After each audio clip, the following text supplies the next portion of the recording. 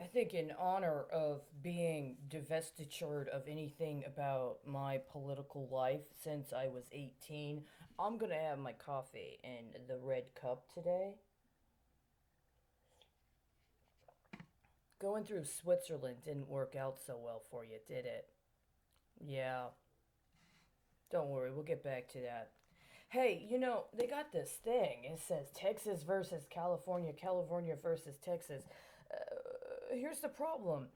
How many 15 through 24-year-olds are caught in a nexus whereby they're using the driver's license system in both states to circulate water connected to the pension systems? California and Texas actually have a very distinct concept of what's appropriate when it comes to retirement systems. They've been talking about how in the last, 10 years or so, there's been a big migration of people from Texas to California and people from California to Texas. And meanwhile, while you want to ballyhoo or hem and haw about whatever else you want, you've got the state of Texas claiming that it got its driver's license program from California.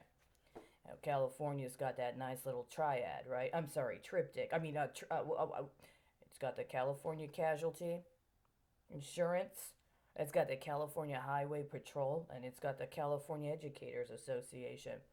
Now, you would think that those would be three very responsible entities when it comes to assuring for an appropriate process and safety connected to young drivers, right?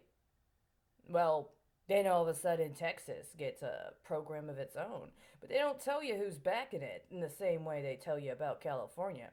You go to the California site, you can see that stuff. Who's backing it in Texas? Well, all you get is Highway Patrol. Have you watched the video? I've been saying for 2 years now. Everybody in the state of Texas needs to watch that video. They need to know what they're programming into the young people. And they need to watch it with both the Spanish and the English subtitles. It's very different, isn't it? Why? Why would you code it in Spanish to be totally different than you coded it in English? I'm not even a first language Spanish speaker. I know enough. It's completely unacceptable. You know what else is completely unacceptable? How they use the driver's license program for teen drivers and young drivers to hedge on legalization of marijuana.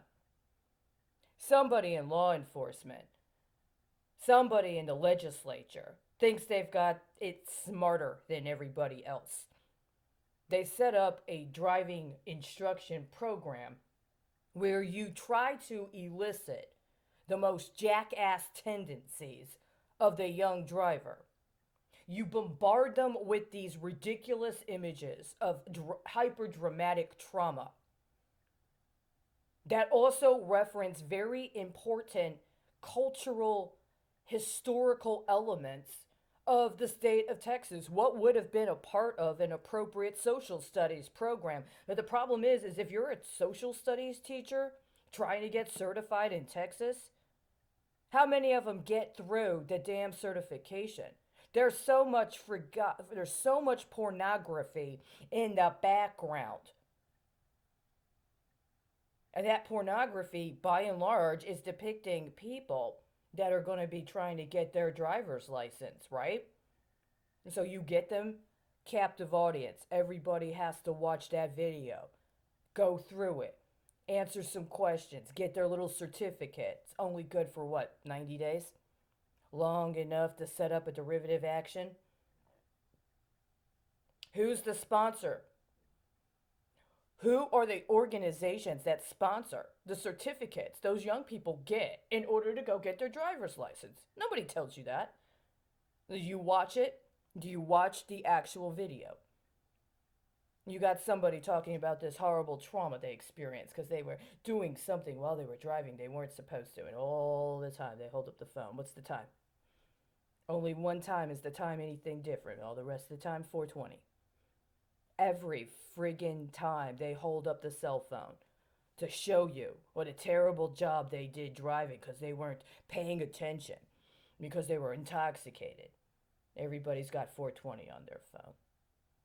Why did you even set it up and allow for a normalization to a political situation of tolerating the legitimization and legalization of marijuana and the attendant economy if you were just going to try to show up the young people you lied to? This is the question nobody wants to answer.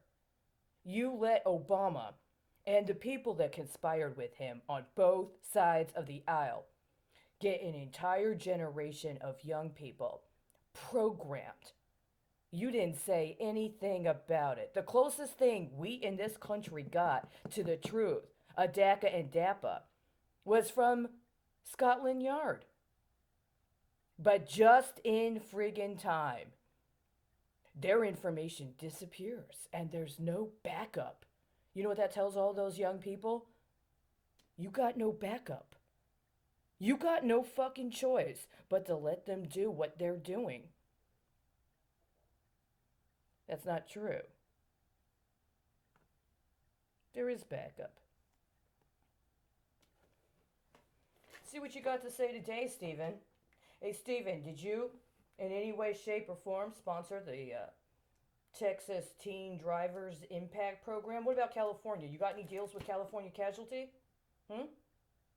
You got any investments circulating through the California Highway Patrol pension system? What are your investments in California relative to your investments in Texas? You, personally. I mean, these are the kind of things that civilized people talk about over morning coffee, isn't it? Let's see what you got today, Stephen. I'm going with Stephen today. I guess we're getting more formal. Damn. Last page of Expand.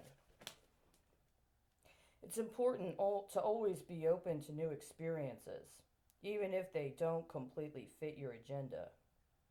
My role at the Kennedy Center allowed me to use my experience running organizations, fundraising, hiring talent, to give back to an important American cultural institution. In return, I learned more about Washington, D.C., and developed interesting new relationships in almost every area of the entertainment business. Comedy, theater, music, movies, television, opera, and dance. This included meeting the stars, directors, choreographers, musicians, and writers involved with each relevant art form. For some from the financial world, chairing the Kennedy Center was a once-in-a-lifetime opportunity.